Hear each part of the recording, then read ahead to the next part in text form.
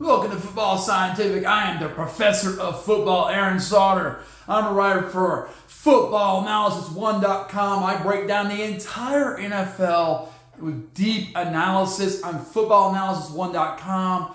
Check out my articles on there I wrote this week about Week 9 and about the trade deadline. Okay, I'll also have a breakdown on offensive line so far this season in the NFL, along with Week 10. Key stats for each team in Week 10, okay? Footballanalysis1.com, check it out. Back in the NFL. Next, CFLnewshub.com. I covered a handful of Tigercats who play in the East Finals tomorrow. Boom, for a chance to go to the Grey Cup championship game. Hopefully we can win it this year. We'll see if we can beat Montreal. That's the first step.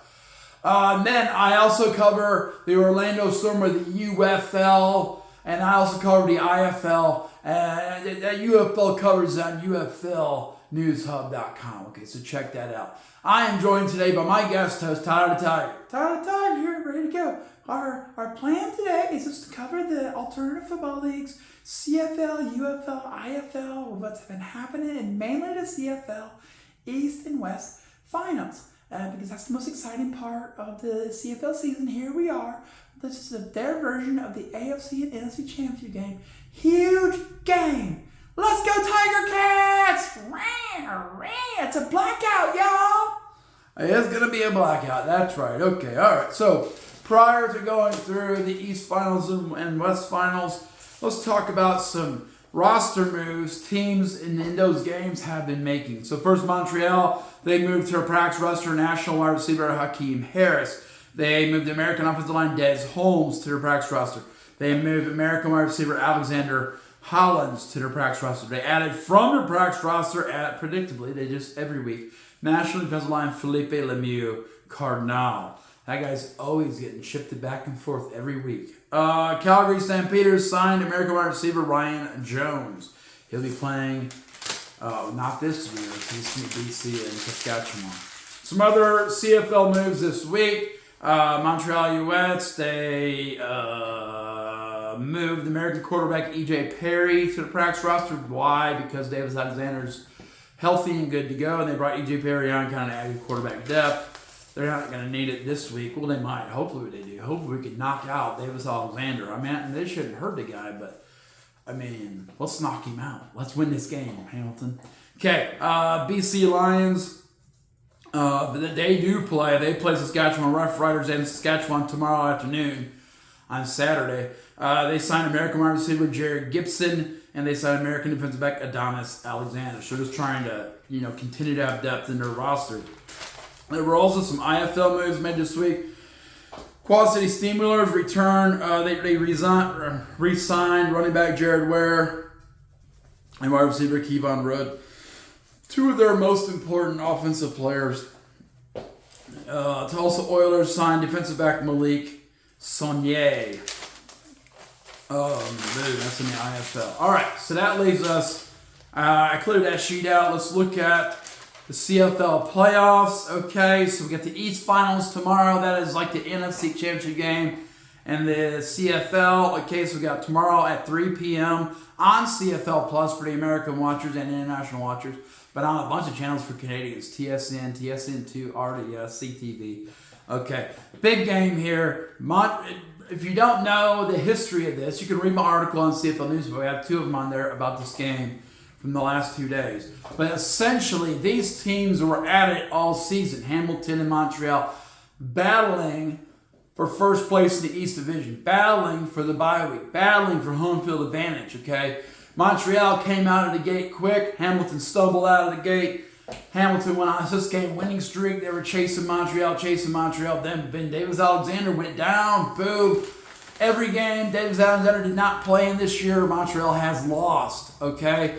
But all the games he started, they're undefeated. That is crazy. He is the guiding light of the Montreal Alouettes. And I'm just saying, I'm not saying do anything dirty, Hamilton.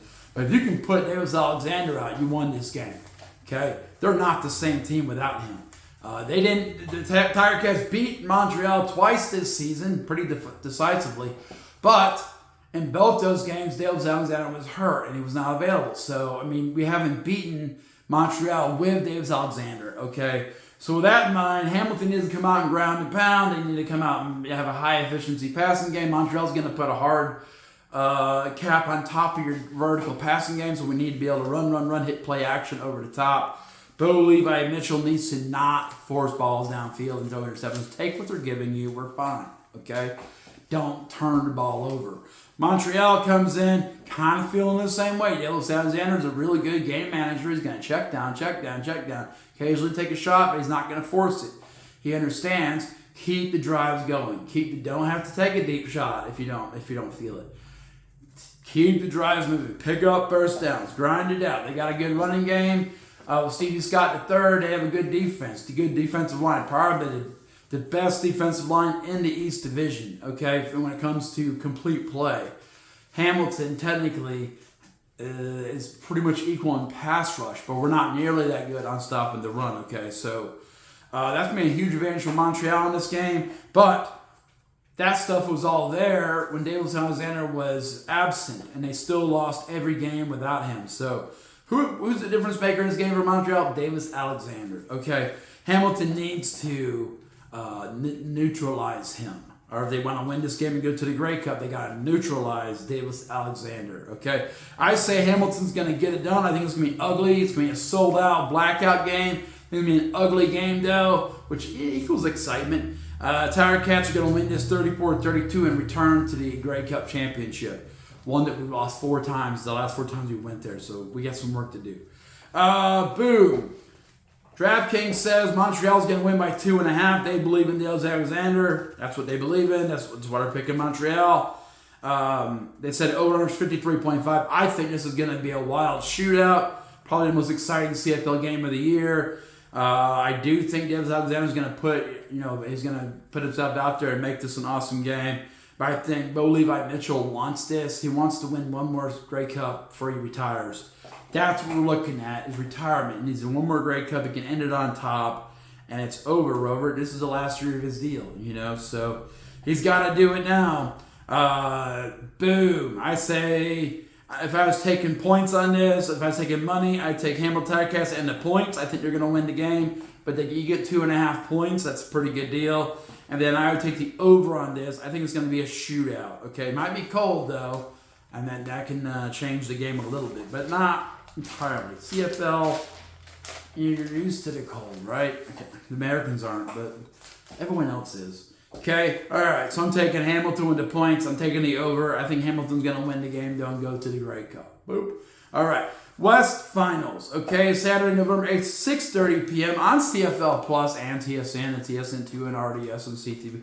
All the outlets, BC Lions are 11-7. We're traveling Saskatchewan Roughriders, who are 12-6. Saskatchewan's owned the division, other than losing to Calgary every dang time. Otherwise, they're pretty good. They do have an outstanding defensive line and offensive line. But Trevor Harris is a pretty good game manager, but he gets in trouble when he has to do too much. Just like Bo Levi Mitchell, just like Davis Alexander. You make them do too much, they're going to throw interceptions, they're going to make mistakes, they're going to fumble the ball. Okay, BC Lions are run by the Canadians' golden boy, the Tom Brady of Canada, without the rings, Nathan Rourke. Okay, Nathan Rourke has carried the running game of the BC Lions despite having James Butler there. James Butler should be getting utilized more, but people focus on him. They don't focus on Nathan Rourke, but he's part of their leading rusher this year. I reject that, but he's probably on a week-to-week basis. He's always leading them rushing in touchdowns. So he's become a real dual threat quarterback for BC. I believe BC goes on the road. Saskatchewan should run, whoop them in this game, but Saskatchewan's been bad off bye weeks, which is kind of counterintuitive. They don't bounce back, but they don't get back into the flow well, and they clinched this division. With 5 weeks left in the season, and they started to rest players in. I think they're going to come in really discombobulated. Saskatchewan Roughriders be really discombobulated. I think they're not going to play their best game, and I think BC upsets them in Saskatchewan, 31-29. DraftKings, so Saskatchewan's a 3-point favorite, which is obvious. They have the best record and the best D-line, O-line, so you would think they're the best team. But I just think that momentum thing is huge, and I think this is a team that the bye week's not going to pay off for, just because they're bad off of bye weeks, okay? BC Lions, 3-point underdog, over under 53.5. I think it's going to be another shootout. I got BC winning this game in an upset, 31-29. If I was betting money on this, I would take BC and the 3 points that they're giving them, and I take the over to 53.5. Okay, that's going to get you the best money you can get from this game. Okay, all right. On the way, UFL has made a bunch of changes. That's in the CFL. So UFL made a bunch of changes this week. First, they're restructuring their football operations. They're going to return like they did in year one in the UFL. Every head coach will be a year-round full-time employee. Why are they doing that? Because they're trying to encourage better candidates to come out. And only paying them 6 months a year is hurting their ability to draw top-level candidates. Okay, they're going to get a bunch of bottom feeders. But they want to get away from that. They want to be more legitimate. So they're going to go through and say, hey, head coaches, you get paid all year round, you're going to get paid a lot more money. Okay, got it. So that's the first thing. Second, GMs are out. So each team having a GM, a general manager, is out. UFL has placed Doug Whalen and Russ Giglin, I guess, in charge of personnel and administration for the league. They're going to basically manage the rosters of all the teams in the league, okay, in partnership with the head coaches. So it says the head coaches get, they get input. That's going to be like, do we need this guy? Do we need this guy? Blah, blah, blah. But they're not going to bat onto them either. The UFL head coaches have not proven they can do this other than like Birmingham and DC. Everyone else has pretty much not shown they can handle this responsibility. That's why you have such a divide in the UFL between the good teams and the bad teams. It's really not even. And that's bad for an 8-team league. It's bad for an 8-team league to not be even. That's the CFL's advantage. A lot of parity in the CFL. Little anything can happen. UFL's been predictable, and that's bad for an 8-team league to be predictable. Okay? So, they're going to replace the leadership. They're putting 2 guys in charge of all the team personnel. What I hope to see from that is a more balanced league. Okay? You're going to see more competitive football. You're going to see better football. You're going to see cohesion. You're going to see things flowing better. I still think it's weird we're doing free agency with 5 teams and not including 2 teams. That's odd. I mean, that's just one of those things, I guess. But maybe they'll just go through and manage these rosters. That would be good. Okay. People said they won't like that because they're afraid, what if you want so-and-so to lose this week? Well, why would they want that? I understand why they wanted it for the first year. Okay, you need St. Louis, you need Birmingham to get their championship game. You want to get all the eyes. It's all your fans. You're in your leagues. You combine the leagues. You want to blow it up. And then they didn't get it, and it dipped. And they punished the San Antonio Brahmas last year for blowing that up. And then they got beat down, and now they're gone. They're Orlando Storm. Okay, so I think that was kind of janky. That's with GMs. Mark Lillibridge was a puppet for the league. Okay, so now at least they're not lying to us anymore. They will have legit puppets running the roster, and the head coach has to figure out what to do with that, which I think is a good plan. It's kind of like high school football. You get what you get, and you got to figure it out. You can't necessarily go recruit all the time. Okay, so I'm hoping that leads to more parity, which is going to lead to more quality. Okay, the more competitive the games are, the better your top end teams have to be, and the better your lower end teams want to get. Okay, if you got a legitimate chance to win the league, you don't want to stink. Okay, you want to get better and you want to compete. You want a chance to win. If you can get a legit chance to be knocked off every week as a top team, you want to work hard to get better. Parity is huge. Okay, people talk about the NFL and its parity having no dynasties, and I think that's good. Having a dynasty is bad, man, because what if you're not a fan of that team? Well, then it's pretty boring to watch them win all the time, okay? I think another positive thing that came out of UFL this week is the seating prices, the season ticket prices for Orlando, Columbus, and Louisville. They have a really cheap option, which is good. I think that's good. I enjoy going to Birmingham games because I'm paying out $10 a ticket, okay? And honestly, it's not sold out, so you sit wherever you want, okay? Now, they're trying to have Birmingham sell out Protective Stadium, 20,000 seats. If they do that, that'll be cool, but it'll be less fun. I mean, I like getting down to the field. I like being at the top of seats. It's fun to move around in a stadium, man. But, I mean, if you sell it out, it's probably better for the business, okay? But there's the three expansion teams are selling really cheap tickets. Columbus, The Columbus Aviators, the Louisville Kings, Orlando Storm have season tickets. Columbus has season tickets for $50. Standing room only, of course, but you don't get a seat. But you do get a seat if a lot of people don't show up. Louisville Kings, standing room only, $65. And Orlando Storm, $65 for the season, that's really good. If you've ever had season tickets or something, that's a really good price. If you can go to all the games, that's the thing.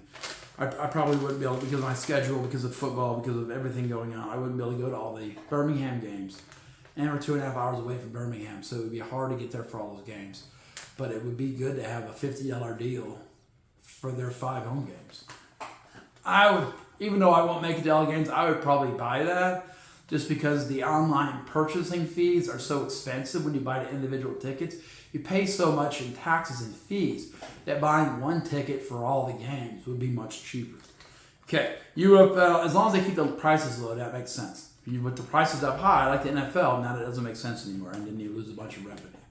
Okay, UFL 11 today, St. Louis Battlehawks re-signed all UFL center Mike Panasiuk, and the Birmingham Stallions re-signed running back Larry Roundtree III. And that's one thing, and that's before they canned the GMs. Here's the one thing I don't like about those announcements is that obviously the teams who are coming back, they're getting a chance to rebuild their rosters based on their preferences. Not that it matters, because maybe they'll level all these rosters out, But the 3 teams that are new, Columbus Aviators, what are we picking from?